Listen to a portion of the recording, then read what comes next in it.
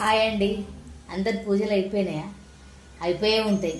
ఎందుకంటే 11 అవుతుంది. పూజలు అయితే అవుతాయి, టిఫిన్లు కూడా అవుతాయి, వంటలు కావు కదా.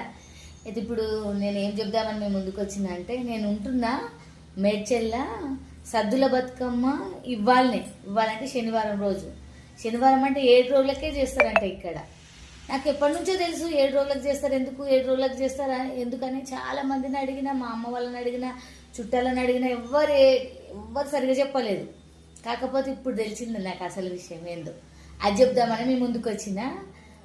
మా ఇంటి ఓనర్ వాళ్ళు పైన ఉంటారు, తనన్న కూడా అడిగిన అన్నట్టు, ఏంది ఇట్లా మేడ్చెల్లా 7 రోజులకే చేస్తారని నాకు చిరాకు వచ్చి అడిగిన. నేను 7 రోజులకు చేయొచ్చా అట్లా అని అంటే ఆమె ఏం చెప్పిందంటే, వెనుకట పూర్వకాలంలో ఈ ఊరు ఆడపడుచు అత్తగారింటికి వెళ్ళి బతుకమ్మ పండుగకి ఇంటికి వచ్చిందంట. ఇంటికి వచ్చినప్పుడు ఏం చేసిందంటే, మళ్ళా నేను అత్తగారింటికి పోయి కూడా సద్దుల బతుకమ్మ చేసుకోవాలని సద్దుల బతుకమ్మ 7 రోజులకే చేసిందంట. ఇక్కడ మేడ్చెల్ల 7 రోజులకి సద్దుల బతుకమ్మ చేసి అండ్ అత్తగారింటికి పోయి 9వ రోజు సద్దుల బతుకమ్మ చేసుకుందంట. అందుకని అప్పటి నుంచి పూర్వకాలం నుండి ఆడపడుచు ఏ రకంగా చేసిందో 7 రోజులకే సద్దుల బతుకమ్మ ఇక్కడ అట్లనే అదే ఆనవాయితీ ఇప్పటి వరకు నడుస్తుందంట.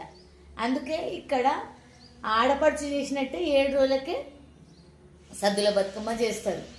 ఆ విషయం మా ఇంటి ఆమె చెప్తే నాకైతే చాలా మంచిగా అనిపించింది. అరే ఇంత మంచి కథ ఉన్నదా, ఇంత మంచి కథ ఉంటే ఎవ్వరు నాకు చెప్పలేదు, నువ్వే చెప్పినావు. అందుకే నేను యూట్యూబ్ ఫ్రెండ్స్ అందరికీ చెప్తా అని నేను మీ ముందుకు వచ్చిన అన్నట్టు. అందుకే ఇక్కడ 7 రోజులకు బాగా సద్దుల బతుకమ్మ చేస్తున్నాను. సరేనా? తెలిసిపోయిందా మీకు? సరే మరి, బాయ్.